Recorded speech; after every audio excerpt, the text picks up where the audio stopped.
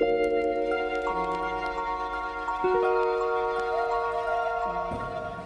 y a quelque chose qui m'intéresse, c'est de savoir, bon, tu es une personnalité de la culture dans la région toulonnaise. Tu es éditeur depuis combien d'années? 35 ans. 35 ans. Bon, j'estime, moi, que c'est d'une importance capitale, parce qu'il n'y a pas que Paris. Je pense que dans les provinces, il y a beaucoup de personnes qui ont des choses à dire. Comment tu ressens ta mission d'éditeur? Avec 35 ans d'expérience, qu'est-ce que tu en retires? Qu'est-ce que tu peux nous dire à ce sujet? Bon, alors disons que il y a deux attitudes possibles. Soit en tant qu'éditeur, tu essaies de rentrer dans ce que j'appelle et qu'on appelle la chaîne du livre. Donc la chaîne du livre commence par un auteur qu'on essaie de faire connaître, mais pour faire connaître un auteur, il faut que tu aies un agent ou un chargé de communication, il faut que tu envoies les livres en service de presse, il faut que tu aies quelqu'un qui fasse sortir des articles dans la presse, etc., etc. Donc ça commence comme ça. Ensuite, ton auteur, admettons qu'il soit un petit peu repéré parce que il a eu 2 ou 3 articles, dont un, admettons, dans Le Monde. Les livres se diffusent en librairie, les salons littéraires viennent derrière, etc. C'est ça la chaîne du livre. Okay, mais pourquoi j'appelle ça? Ça s'appelle la chaîne, mais moi je dis que c'est une chaîne qui étrangle. Parce qu'un auteur, sur le prix d'un livre, il rentre 10% maximum. Le plus souvent, c'est 7%. Donc 10%. Tout le reste va. L'imprimeur, à peu près 10%. Le diffuseur ou le libraire, ça peut aller jusqu'à 40%. Okay, et l'éditeur, donc, à peu près 10-12%. La deuxième attitude possible, c'est de ne pas s'intéresser à la chaîne du livre, parce que, disons, tu as une chance sur 10 000 qu'un livre soit repéré. Moi, par exemple, sur les 250 livres que j'ai édités, il y a 3-4 livres qui, 12 ans après, se vendent encore et qui sont mes livres locomotives. Je vis, les Cahiers de l'Égaré vit sur la vente de livres qui ont eu un peu de succès. Donc, par exemple, quand je dis un peu de succès, je suis pour un des livres à peu près 5000 exemplaires. C'est énorme, 5000. En théâtre en plus, hein, en théâtre. Bon. Donc, moi j'ai constaté que la plupart des livres, il ne faut pas chercher à les vendre à plus de 200 ou 300 exemplaires. Quand tu n'es pas connu, tu n'arriveras pas à te faire connaître. Et donc, un livre, 200 exemplaires, c'est déjà beaucoup pour vendre. Hein. Je te le... Ah oui, je te comprends. Bon, voilà. Donc, moi, j'ai choisi maintenant, mais c'est relativement récent, comme j'ai compris que c'était pas la peine d'aller vers la chaîne du livre. Là, je viens à cette fête-là parce qu'elle m'intéresse, parce qu'elle est des amis, voilà. Mais à Toulon, je ne vais pas. La fête du livre de Toulon, la fête du livre départemental, j'y vais pas. Il y a beaucoup plus de monde qu'ici, c'est insupportable, etc. Donc, je suis un éditeur très indépendant. J'édite qui je veux, donc c'est sur des coups de cœur. Et c'est plutôt maintenant un travail de type, je dirais, mémoriel. Par exemple, donc il y a les poèmes, là, les 2 dames que tu as vues, c'est des poèmes de Jean-Loup Fontaine, qui est décédé en 1993. Donc 30 ans après, je redonne une chance au poème d'un garçon qui a été inspecteur des postes, hein, qui a été un militant syndicaliste très apprécié dans le Nord, et personne ne savait qu'à côté de son activité professionnelle, il avait une activité de poète. Isabelle Fourneau, que tu verras tout à l'heure, on trouve dans des classeurs de son père, qui était pédopsychiatre très connu, on trouve des poèmes manuscrits. Donc on a édité un bouquin qui s'appelle Lucien est sorti, il est mort il y a 20 ans. Mais sa fille ne savait pas qu'il écrivait des poèmes. Mais moi ça me plaît ça. Oui, d'accord, oui, je comprends. Oui. C'est à la C'est fois... même touchant. Oui, c'est à la fois littéraire et une aventure humaine, Voilà. de mémoire, de générosité, tu vois, enfin... De respect pour le Exactement. travail que ces gens font. Exactement. Enfin bon, voilà, un petit peu ma vision aujourd'hui des choses. Donc, hier, par exemple, il y a eu une Libanaise qui est venue, elle m'a montré 2 petits recueils de poèmes, elle aimerait que ça soit... Là, elle les a polycopiés. Donc c'est de mauvaise qualité, ça, tu vois. Moi, je lui ai dit, ça c'est pas difficile, moi je peux vous aider. Je peux vous faire la maquette et vous l'imprimer. Vous l'imprimez à 50 exemplaires ou 100 exemplaires, vous évaluez à combien vous pouvez vendre autour de vous, etc. etc. Tu vois, donc c'est à partir d'une rencontre. Hein. C'est une dame qui est venue se présenter toute seule.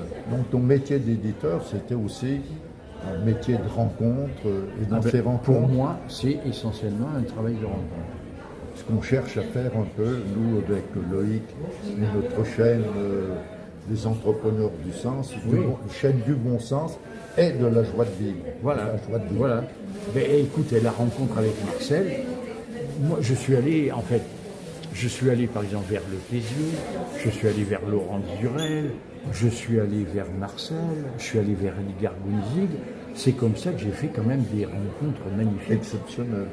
Exceptionnelles, tu vois, je veux dire. Alors, certaines plus marquantes que d'autres, mais enfin quand même, tu vois, je veux dire, dans la revue Apori, le dessin de Le Clésio, ça vaut, je m'en fous, je parle pas de prix.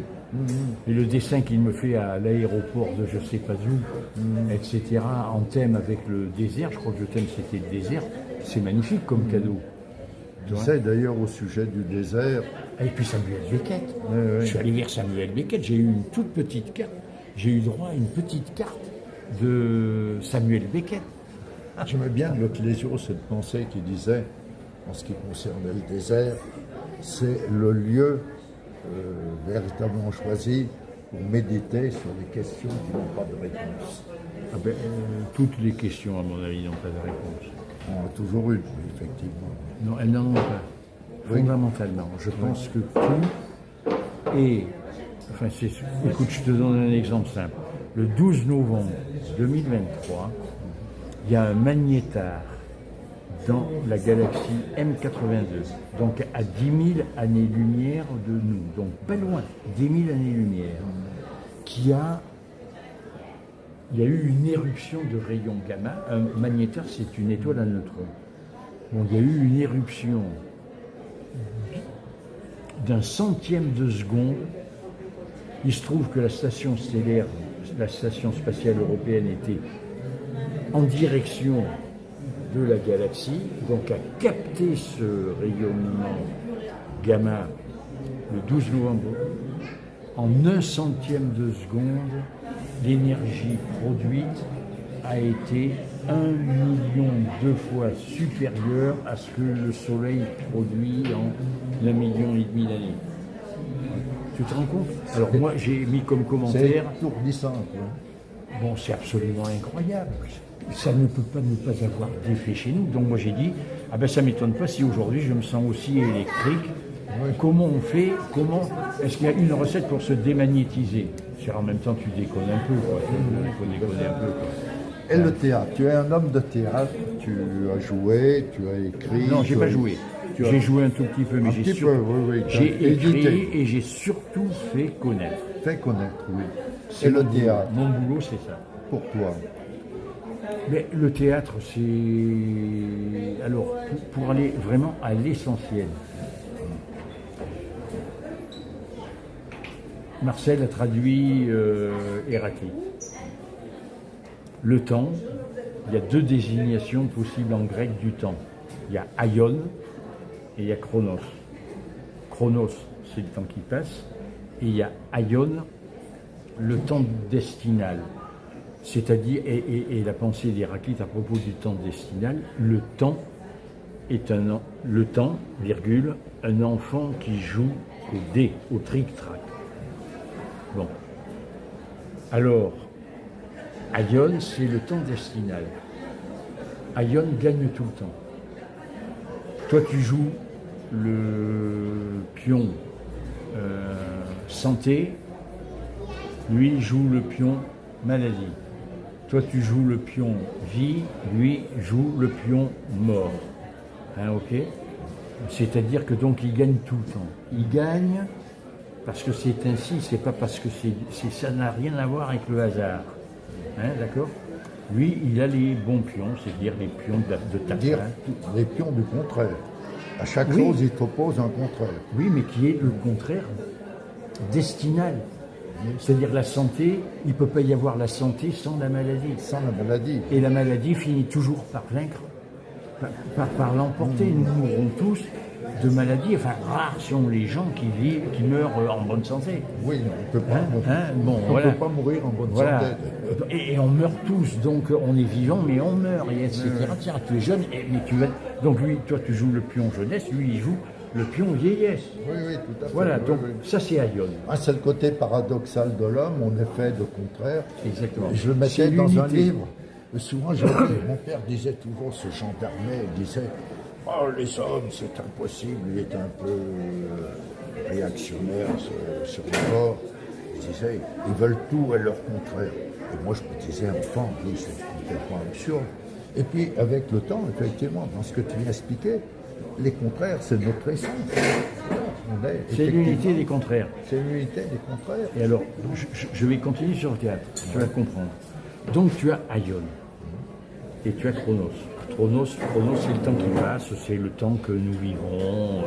Alors il y a le temps rétréci dont parle Marcel Conche et le temps de l'éternité, c'est-à-dire le temps de la nature infinie, etc. Donc deux dimensions complètement différentes. Le théâtre, c'est la tentative des humains de se représenter métaphoriquement le jeu de Aion. Et ce jeu peut prendre deux aspects. La tragédie, et la pire des tragédies, eh bien, c'est Médée, c'est-à-dire Médée qui mange, qui dévore, qui tue ses enfants. La matricide, hein, ok, ça c'est la tragédie. Donc le masque de la tragédie, c'est la tentative des humains pour voir tout le tragique de la vie. Et il y a l'autre masque qui est le masque de la comédie. Donc tu vois, le tragique et le comique, les larmes et le rire. La comédie, c'est aussi la tentative des hommes de saisir le jeu de Aion.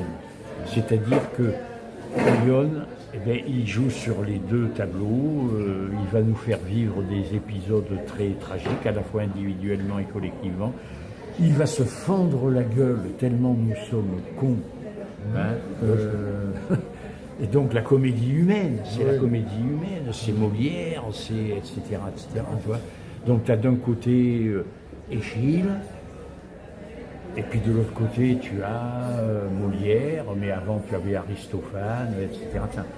Donc voilà ce que je peux te dire. Pour moi, l'essentiel, le théâtre, c'est ça. C'est ce rapport avec quelque chose qui nous dépasse et qui s'appelle Aion, le destin, la destinée. Alors c'est pas tout à fait pareil, mais bon, je vais pas développer sur destin et destinée. Là, tu vois. Merci. C'est très intéressant. Loïc. Merci à vous.